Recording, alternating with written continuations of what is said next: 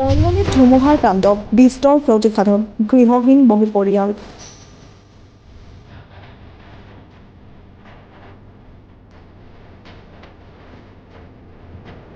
আজি পুৱা ভাগতে অহা এটা প্ৰচণ্ড ধুমুহাই মৰিয়নি ৰাজচক্ৰৰ অধীনৰ কেইবাখনো গাঁৱৰ বিস্তৰ ক্ষতিসাধন কৰে।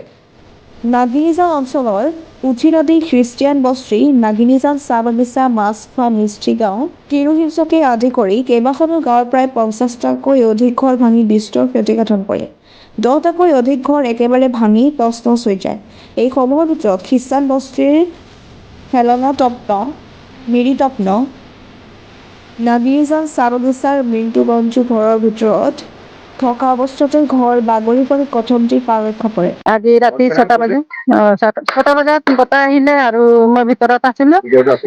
ভিতৰত থকা টাইমত মই জুই ধৰাম বুলি আৰু চলাই বিচাৰি আছিলো। তাৰ পাছত মানে বতাহ আহিলে অলপ অলপ, ত মই দৰ্জা আগফালে লগাই দিলো, লগাই পেলাই পিছফালেও লগালো, লগাই আৰু ভিতৰত আছিলো। ভিতৰত মই আৰু পালেঙটোৰ ওচৰত আছো। পালেং ওচৰত যেতিয়া বহি গ'ল, পটককে বহি গ'ল, মই ক'বই নোৱাৰিলো। তেতিয়া মই পালেং তলত সোমাই দিলো। মানে মোৰ মাথাত পৰা নাই, চাইডত পৰিলে, তেতিয়া মই পালেং তলত সোমাই দিলো।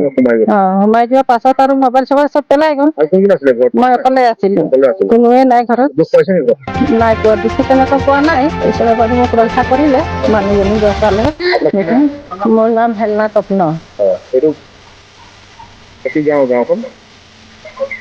নাগিনীজান পুঠি নদী, খ্ৰীষ্টান বস্তি। পুৰা পৰি গ'ল। তাৰপাছত মই আনফালে লখুৰাখন GEL চাৰ্চটো সম্পূৰ্ণকৈ ভাগি পৰে। বিধায়ক ৰূপজ্যোতি কুৰ্মী, মৰিয়নি ৰাজচক্ৰ বিষয়াৰ কাৰ্যালয়ৰ কেইজনমান বিষয়ববীয়া স্থানীয় গাঁও প্ৰধান উপস্থিত হৈ তদন্ত কৰা আৰু বিধায়ক ৰূপজ্যোতি কুৰ্মীয়ে অধিক ক্ষয়-ক্ষতি হোৱা প্ৰত্যেকটো পৰিয়ালক কিছু পৰিমাণে সহায় আগবঢ়ায়। একেবাৰে পুৱতি নিশা প্ৰায় অসম নাগালেণ্ডৰ এই সীমান্তৱৰ্তী নাংজান অঞ্চলৰ মৰিয়নি সমষ্টিৰ পুঠি নদী, মিস্ত্ৰী গাঁও, ইয়াৰ লগতে নাংজান তিৰুহিজ আৰু এনে নিকটৱৰ্তী অঞ্চলৰ প্ৰায় ৫০তকৈ অধিক ঘৰ ক্ষতিগ্ৰস্ত হ'ল। প্ৰায় ২০টামান ঘৰ এই দৃশ্য কেমেৰাত ইতিমধ্যে আৱদ্ধ হৈছে, একেবাৰে ভাঙি পৰিল। তেনেকুৱা বয় বস্তু খাবলৈ বুলিবলৈ একোৱে নাই। মই এই খবৰ পাই তৎক্ষণাতে আহিছো। স্থানীয় আমাৰ গাঁও প্ৰধানসকল আছে, পঞ্চায়তৰ প্ৰতিনিধিসকল আছে, চক্ৰ বিষয়া কাৰ্যালয়ৰ বিষয়াসকল, মণ্ডলসকল আছে। মই সকলোকে অনুৰোধ জনাইছো যে তেওঁলোকে প্ৰত্যেক ঘৰলৈ যাওক।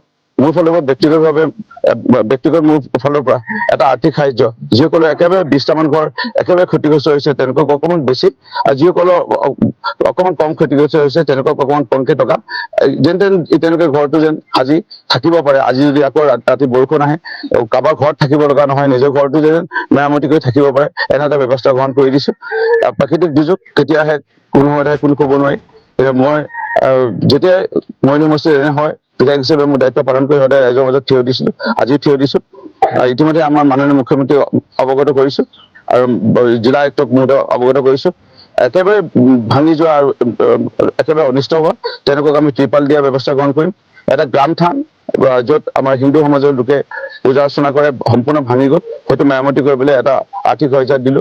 আৰু এটা খ্ৰীষ্টান গীৰ্জাঘৰ তেওঁলোকৰো ভাঙি গ'ল সম্পূৰ্ণ, তেওঁলোককো আমি সহায়তা কৰিছো আৰ্থিকভাৱে। সকলোকে সহায় কৰিম যিমান পাৰো। পূৰ্বতে এনে ক্ষয়-ক্ষতি হোৱা বহু পৰিয়ালে চৰকাৰী সাহায্য বৰ্তমানে নোপোৱাত ক্ষোভ প্ৰকাশ কৰে কিছু লোকে আৰু অতি সোনকালে এই সাহায্যসমূহ দিবলৈ আহ্বান জনায় চৰকাৰক। হয়, দুখৰ বিষয়।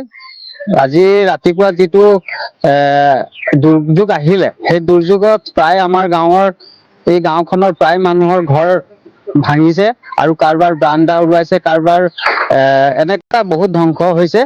কিন্তু এটা কথা আমি লক্ষ্য কৰিছো, চৰকাৰে কৈ আছে যে মই দুখীয়া ৰাইজক বহুতখিনি সহায় কৰিছো আৰু উন্নতি কৰিছো বুলি কৈছে। কিন্তু আমি দেখি পাইছো কি যোৱা বছৰ এইদৰেই দুৰ্যোগত প্ৰায় ঘৰ ভাঙি গ'ল।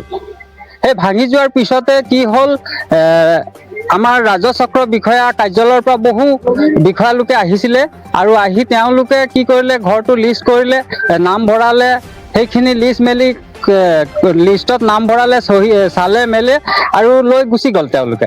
লৈ যোৱাৰ পিছত আজি প্ৰায় 1.5-2 বছৰে হ'বলৈ হ'ল, কিন্তু আজি সেই মানুহ ঘৰে একো ঘৰ নাপালে।